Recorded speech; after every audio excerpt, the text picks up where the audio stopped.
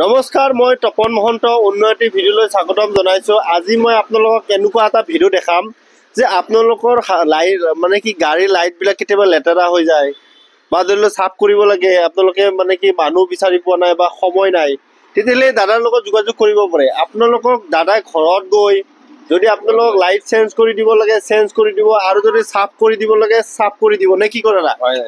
কি গাড়ীৰ সুবিধা থাকিব আৰু কেনেকুৱা চিষ্টেম থাকিব আপুনি এবাৰ কৈ দিয়ক।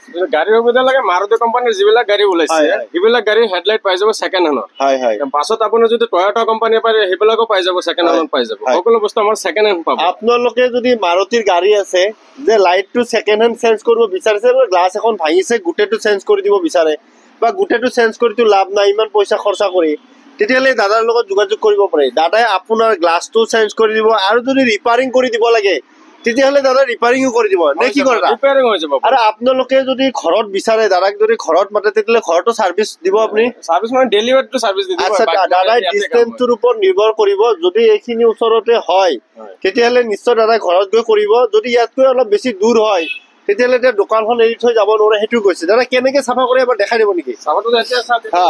এইটো চাওক আপোনালোকে লাইটটো, এইটো চাওক কিমান লেতেৰা হৈ আছে। এতিয়া দাদা এইটো চাফ কৰি কিনে দেখাব আপোনালোকক। দাদা আপোনাৰ এতিয়া দোকান খোলা কিমান বছৰ হ'ল?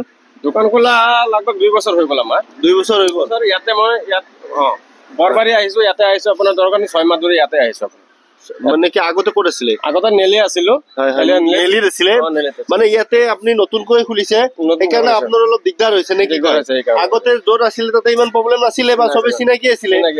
গতিকে আপোনালোকে দেৰি নকৰিব। দাদাৰ এড্ৰেছটো মই কৈ দিম, দাদা এবাৰ এড্ৰেছটো কৈ দিব নেকি? এড্ৰেছটো আছে বৰবাৰী VIP ৰোড, বৰবাৰী আছে।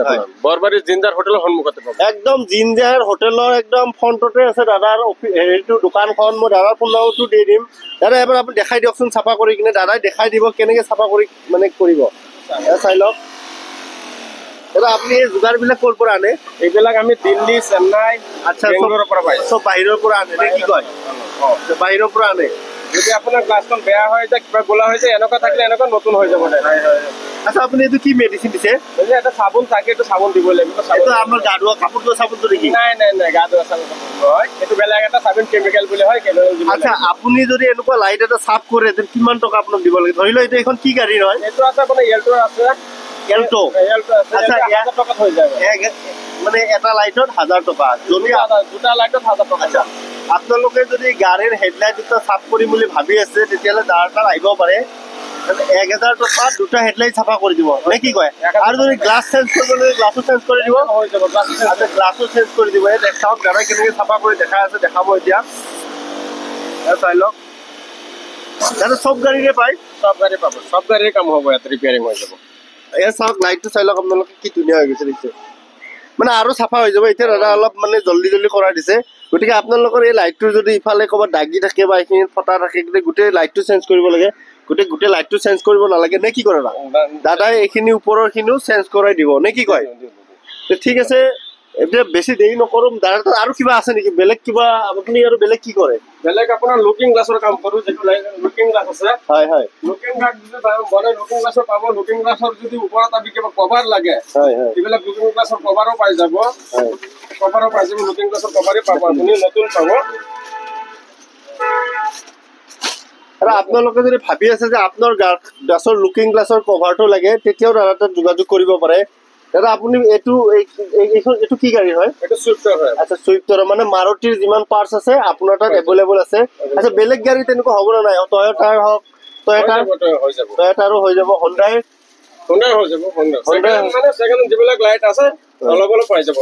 শুনিলে আপোনালোকে, মই দাদাৰ ফোন নম্বৰটো দি দিম। আপোনালোকে দাদাৰ লগত যোগাযোগ কৰিব। আপোনালোকৰ ঘৰত যি গাড়ী নাথাকক দাদাৰ লগত খালি আগতে যোগাযোগ কৰি ল'ব, তাৰপিছত দাদাই কৈ দিব নে কি কয় কেনেকে কি কৰিব লাগে। লুকিং গ্লাছৰ ইণ্ডিকেটৰ যদি লাগে, লুকিং গ্লাছৰ ইণ্ডিকেটৰ পাব। আপোনাৰ ইণ্ডিকেটৰটো যদি ভাঙি যায় তেনেকুৱা ইণ্ডিকেটৰটো পাব। এইটো ধৰক যদি এটা কোম্পানীত ল'বলৈ হ'লে 800-900 টকা আহিব, 1000 টকা আহিব। মানে এনেকুৱা এক্সট্ৰা যদি লাগে মানে কি আপোনালোকে পাৰ্ট কৰি বস্তুবিলাক ল'ব পাৰে নে কি কৰে? লুকিং গ্লাছৰ ৰিপেয়াৰিং হৈ যাব।